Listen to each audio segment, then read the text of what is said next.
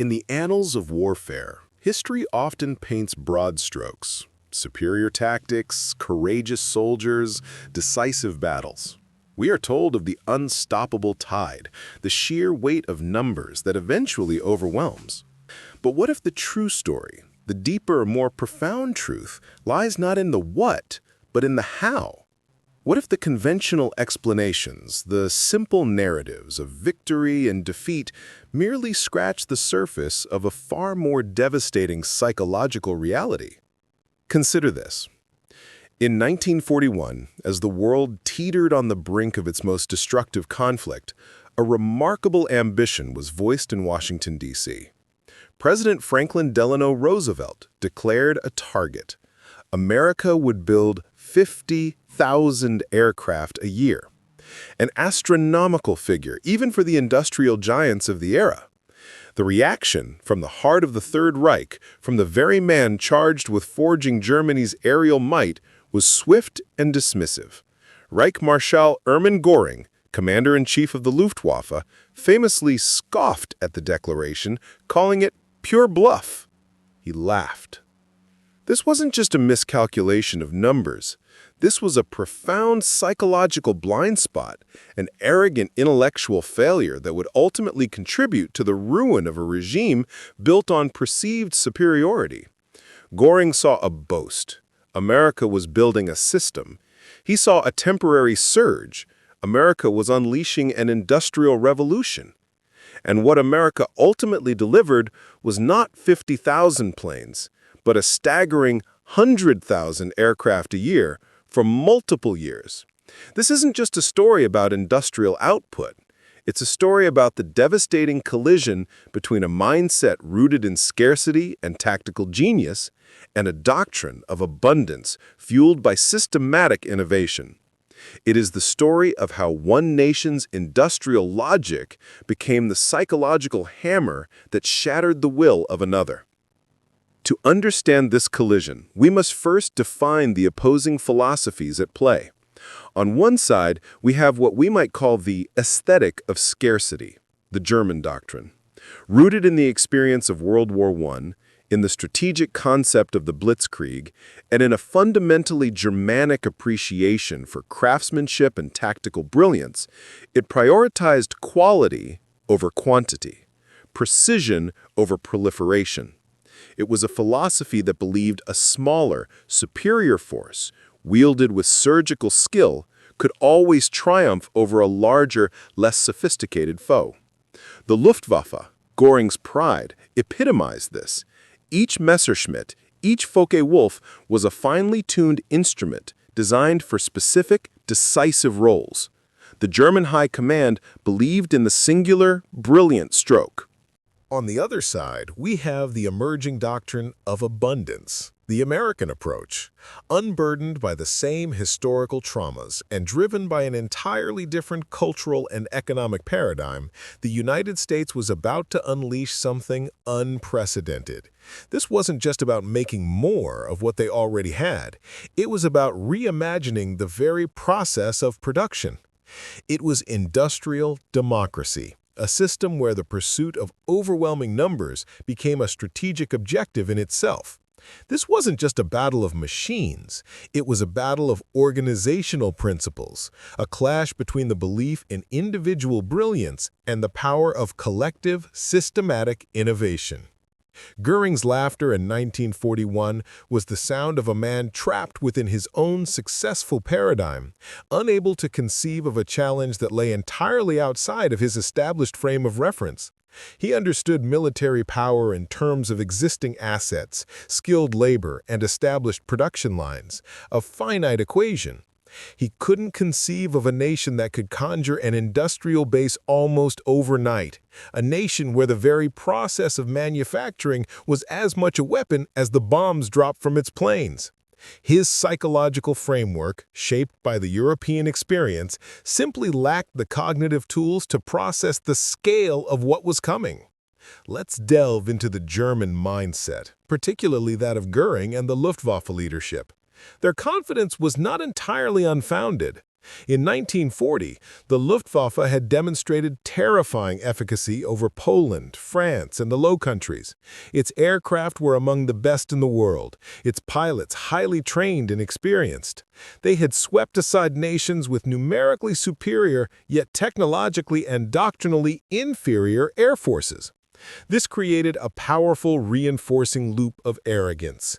They believed their engineering prowess, their pilot skill, and their tactical doctrine were fundamentally superior to.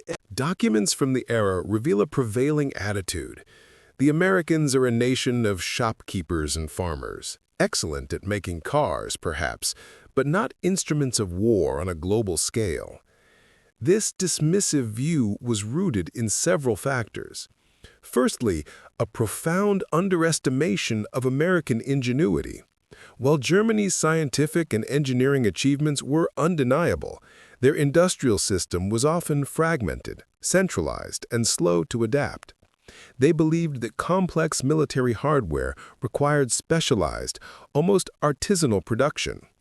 Secondly, a cultural blind spot regarding American ambition. The notion of total war, of redirecting an entire national economy towards a single, all-consuming objective, was something the Germans believed they alone possessed. They underestimated the latent capacity of a truly free market, entrepreneurial society to mobilize when faced with an existential threat. Finally, and perhaps most crucially, a fundamental misunderstanding of American industrial methodology. Germany's war economy, despite its initial successes, suffered from internal rivalries, inefficient resource allocation, and a reluctance to fully embrace mass production techniques for military goods until much later in the war. They built factories. America built systems. Göring's laughter was the sound of a man trapped within his own successful paradigm, unable to conceive of a challenge that lay entirely outside of his established frame of reference.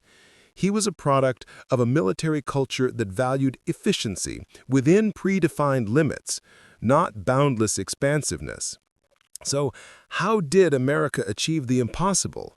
How did a nation, largely demobilized after World War I, transition from a modest aircraft producer to the undisputed arsenal of democracy, churning out aircraft at a rate that defied all previous conceptions of industrial capacity? The answer lies in a deliberate, systematic approach that was profoundly different from anything seen before. At the heart of this transformation was an individual, almost revolutionary application of existing industrial principles, primarily mass production and standardization. But it went further. The sheer scale of projects like the Willow Run bomber plant in Michigan, conceived by Henry Ford, was mind-boggling.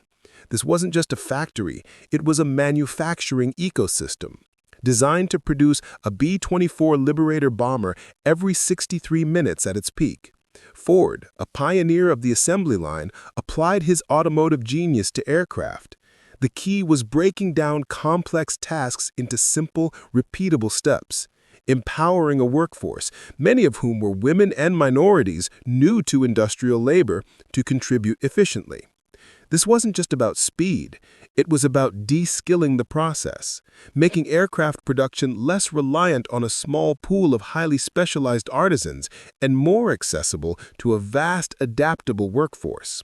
The German system, conversely, struggled with its reliance on highly skilled, often irreplaceable workers. Unlike the multitude of bespoke designs favored by some European powers, America embraced standardization. Parts were interchangeable not just within a single aircraft type, but, where possible, across different models. This streamlined supply chains, simplified maintenance, and accelerated learning curves for both manufacturers and mechanics. The mantra was, good enough and lots of it. Perfection was the enemy of production. America's vast natural resources were a significant advantage, but it was their ability to mobilize and substitute these resources that was truly groundbreaking. When traditional materials were scarce, American industry quickly innovated with alternatives, ersatz materials that were often superior in their application. Entire industries shifted focus overnight.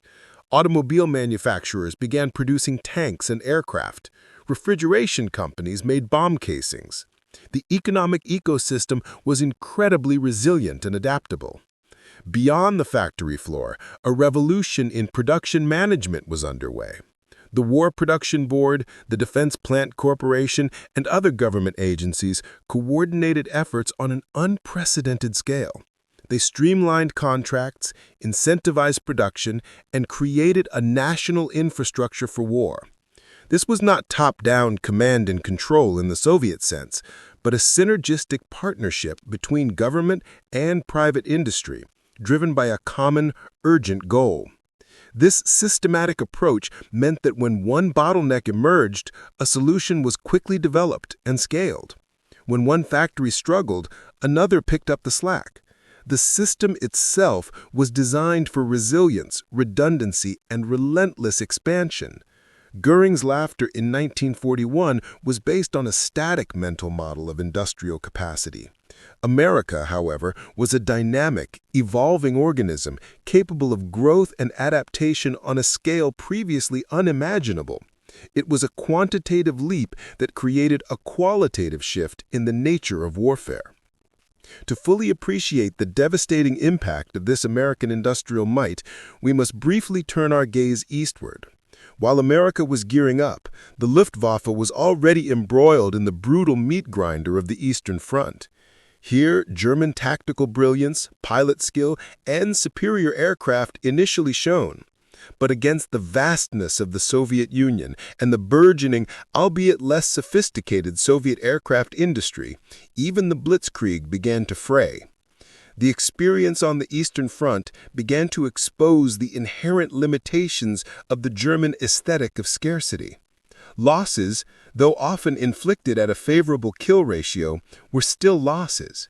And unlike the Americans, the German system struggled to replace them at a pace commensurate with the attrition. Pilot training was meticulous but slow. Aircraft production, while excellent in quality, was insufficient in quantity. Every lost pilot, every downed aircraft was a far heavier blow to the German war machine than it would have been to the rapidly expanding American and British air forces. This contrast highlights the core difference. Germany sought to win wars with the resources they had or could efficiently acquire. America sought to win wars by generating an unlimited supply of resources, overwhelming the enemy not just tactically, but existentially. The Germans were playing a finite game. The Americans were playing an infinite one. When the massive American bomber streams began to darken the skies over Germany, joined by their British counterparts, the psychological toll on the Luftwaffe was immense. They were fighting a two-front air war against enemies who seemed to have an endless supply of men and machines. Their pilots, once masters of the skies, now faced overwhelming numerical odds day after day, week after week. The sheer scale was demoralizing. Consider the experience of a German fighter pilot. After a grueling dogfight, perhaps downing a bomber, he returns to base, often with a damaged aircraft, to learn that another wave of hundreds of bombers is already en route. And tomorrow, there will be more. And the day after that. It was a relentless grinding pressure that corroded morale and shattered the illusion of German aerial superiority. The superior numbers were not just a tactical problem, they were a profound psychological weapon, designed to break the spirit. The psychological climax of this story isn't a single battle, but the gradual, dawning, and ultimately devastating realization within the German high command that they were being drowned, not defeated. The laughter of Hermann Göring had long since faded, replaced by increasingly desperate and delusional directives. By 1944, the American and British air forces were launching raids of 1,000 bombers, often with hundreds of fighter escorts. German pilots, once the elite, were now flying against overwhelming odds, often without adequate training or fuel. They were being consumed. Their brilliant engineering, their tactical ingenuity, their courageous pilots, none of it could stem the tide. The industrial logic of the Allies had created a new reality. The material attrition was so great, so relentless, that it rendered tactical brilliance almost irrelevant. Diaries and testimonies from German officers during this period speak of a profound sense of hopelessness. They understood, intellectually, that the numbers were against them, but to experience the endless waves, to see their cities reduced to rubble, to witness their once proud Luftwaffe being systematically dismantled, this was the true psychological collapse. The old worldview, the belief that quality and tactical acumen would always prevail, was utterly shattered by the sheer, overwhelming, predictable force of industrial abundance. The big idea here is profound. War is not merely a contest of arms, but a clash of systems. The German system, for all its tactical brilliance, was ultimately unsustainable in a prolonged global conflict against a nation capable of transforming its entire economic apparatus into a war machine. Göring's laughter was a laugh of ignorance, born from a failure to comprehend the true nature of latent power. America demonstrated that industrial capacity, meticulously organized and ruthlessly applied, could be as devastating a weapon as any bomb or bullet. It was a lesson learned at unimaginable cost, illustrating that modern warfare, when waged by nations of immense potential, becomes a test of societal metabolism, of the ability to adapt, innovate, and produce on an unimaginable scale.